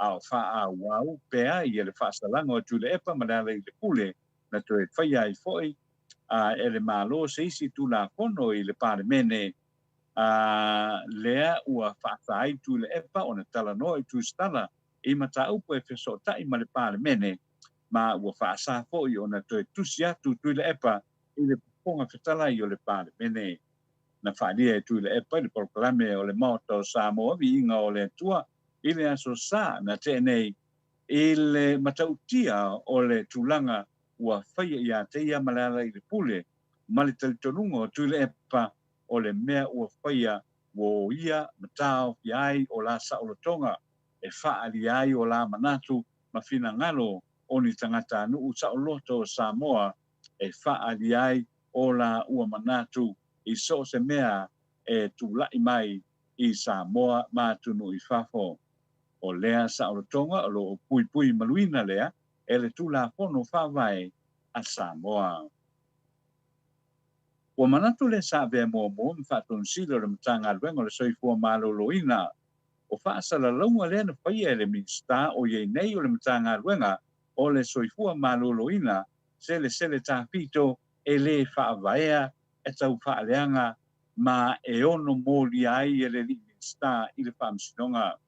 O si whina ngalo whaalia leo le fionga ia le usa Dr. Takena Seri i le whai unga o le vai aso na tea e le usa o le whale na whawina e o atu iai ngase mai whangaloa o lea ngā ruenga na whaatupeina e le whai pule sa se ei mai i le tofi o le tūmalo le to whai a te alavea tino ya Johnny Sio Hunt ai fōa iane e le fionga o ma e le fioanga o ma sina le whanua o loo whaatuwai le whale ma o lea ngā ruenga e le o se whale mai whai tūmalo mo le tūmalo le vao pono ti. na whaaria fo'i e le usa, e le ai fo'i ia se lisi na tatongina e le malo, i le fionga, i le fioanga o masina o le ngā luenga e le i wha mai eina, ma e le i wha o ngā ina fo'i e o mai i le aso. Ua toi talaina nei le malo a le whaas le amtalia lea o pai ngā malanga mō ngā luenga wha vai teimi a ngā i New Zealand ma au se talia. O le whaaiunga e wha malolo le tu mau ngā luenga wha vai teimi na whaia lea le malo i le tau amatanga o le masina le nei o Januari lua ape lua tolu. O lea tau whinga le tu mau na sauno ai le pāle mia le tu mau Kuala Iosefo Poni Pasio ona e soi loilonga sa whaatau nuu e le komiti whaapitoa le pāle mene i le polkalame o ngā luenga wha vai teimi i lona wha ngā solonga o ai inga i le whaafai ngā luenga ina o tangata mai isi fo i o whaasea na moli taia mai e i la tau sa malanga mua i le polkalame ai meise o nisi patua o toe taliu mai i Samoa. Saunoa ia tuala o le toe amatalia ai o pai ngā malanga mō ngā luenga wha vai teimi e au fiai le tuu sa o roa o le filifilinga o tangata e malanga e komiti o nuu ma fioanga ai meise o le whaatapulaa o le umi o teimi e malanga tuai tangata mō ngā luenga wha vai teimi. O nisi o whaitionga ua whaalia mai ai e i rātou ua maea o na le stala mō le polkalame na whaapea mai o le a tili ai ia le tele o whaafita uri le polkalame ona o le a filifilia foi a inga mai masani nei komiti ia fioanga manu i tua ai whaatati ese le filifilia o tangata ngā waa ma tāla whiangai mō nei ngā wenga. O le tala whaiu ua whaamaunia mai le whaatun silifo ua onga le whaia lea o se whaiunga le matanga luenga e whaamuta i loa se tasi o polkalame o loo a o uina ma suina i lalo o vasenga tūlanga lua i Samoa le spell. O le spell test o loo sa i liai ia le malama le lei o tama mateine a onga i vasenga maua lalo i mata upu o loo a o uinai i le aso ma le aso o loo mawhaia i foi o na sila fia le lei e whaia onga le malama pere ai foi o tama mateine a onga ma e pe mawhai foi o na iloa le sila fia o mata upu o loa o wina i le aso ma le aso o loo wha o ngai na foi i le levo o loo iei vasenga e a o winai i le tama i titi pe o le level tasi tolu lima ma le pitu ai o le isi o le level lua wha ono ma le valu. O loo fuafua le matanga luenga o aonga e whaale aonga ina lea suenga i se teimi lata mai lava e whaatawai. O tana nao le nei tae au whaatele lava i le whaaponga mai i a manu teleina lava i a fuwhanga le tātou atunu i le nei po iaso. Tole fua mai anu? Mano whaafitai lawa fionga le ata noa te sā tu sa matatou talafou. Longo whaatutuila whaafonga anga le malu le atunu. Au e sau noa wale moli meo tala i meo tupu. Le atupu tau tupu i Samoa. Tu iena i anga le leile atua whaamanuia i ate ata noa. Maua lo soifua ma lo ina. Tātou te mafuta i pea ma au na le atunu. Wale ngātai Samoa lau au nanga. Ia ua o lava i tu e fia le lalolangi o ia le malosi o le tātou pokalame ia e tanoa ia matule a vanoa e te patou whama ia no whaiwina fo ilia ia no anu fo ile morito le afuamo o aduatu ai fo i tanoa. Whaatai tere a enu mo le avanoa i le fo i tae au whaatai atu fo i le pa ia maulunga o le tātou atunu unai ta māmatina mātutua ia o lo tapua ia le polkalame i pea tae au, ma lea tae au, ia ai meise po ia le mantele o le tātou atunu so sa tafa o le lalolangi, ia i lātou o lo mafuta mai, ma whaaponga mai, ia i lunga o le YouTube, ia ma le api o fōlinga, whaatai tele atu lava, ia molo whatasi mai i le nei tae au, le mātou talo, ia whaapenana lo whangia i le atua fuafonga uma le tātou atunu, e le nei fo ia so ia whapenao na whaolo mai a o lofo le tua i le tātou tunu i so se tafo le lorangi o lo e papa au mau mawai ia o le a whapenao na tātou toi stapa i fo i le teimi lava le nei ia i le aso atai au i le tātou porkalame pa maruru atu i se uku le tautamali ia ua taranofo ia i le nei aso ia pa maruru tātou tunu ia na whapenao na tātou toi stapa i le aso atai au ia tau i na rofangia le tua whamoe mga malamo le tātou tunu sao mauli ia mo le nei foi aso lua ia o le tātou prokalame le nā mai sa mo nei le nei tai au ia whamanuia lava le tua i fuafuanga le tātou tunu whapena foi lau sunga le lau pionga tole po ia mo mu te leina ia le tātou nei foi aso i le tātou tunu ia e peiloai ia i le aso atai au ai whasoifo ia mai sa mo nei. Soifua ia atanoa. 5 minute ua te ai nei le itu lai vai sini au se tālia. Ta tonu fo il fai unga nal tato pokalame mo ne yaso. Ia ai toi wha manatu atu le mamaro le atunu. Fai lava e te alofa mo tu le epa wha apea fo ili vaenga wha upwhai le ita HRP. Ia sinau tā la ana e wala au mai ai. I le o whātasi ono 5 whaafitu o tasi 5 wha maupopoina le tātou seleni. Ia wasi tātou whai ngā mea alofa fisoso ani ai. Ia i nei mau whamasinonga iai o le stona ai. Ia toi a matai fo ili koko Samoa. Ia Samoa ia wafo i salato ia. Sua ngā tupe mo nei whamasinonga i tele. Lunga le mātou apio fōringa whaapea le YouTube. Whaafitai tele le mafuta mai. Whamanuia le atua nei aso i fuafuanga whai. Pea fo i mafuta mai o le mamalo le atunu i tono o whalewhai ngā aduenga. Ia mai se lungo le ana tele i whiri. Moli ai o whanau ia o onga ngā aduenga. Ia mai se lava le tapua i ngā mātua i maota malawa. Whamanuia le atua nei aso. Whai fo i wale tau lau whaafonga mai le maota Samoa vi ingo le atua. Ia po ua anu i langi fo i se whaamataranga. Whale o le atua lo fina ngalo i mangano ai le au unanga nei. Tātou whiroa i le itu lai ono le tai au, i le asoa tai au. Tātou malu tai au, ai whaasoifua ia Samoa. Mai le maota Samoa vi ingo le atua i sini o se talia.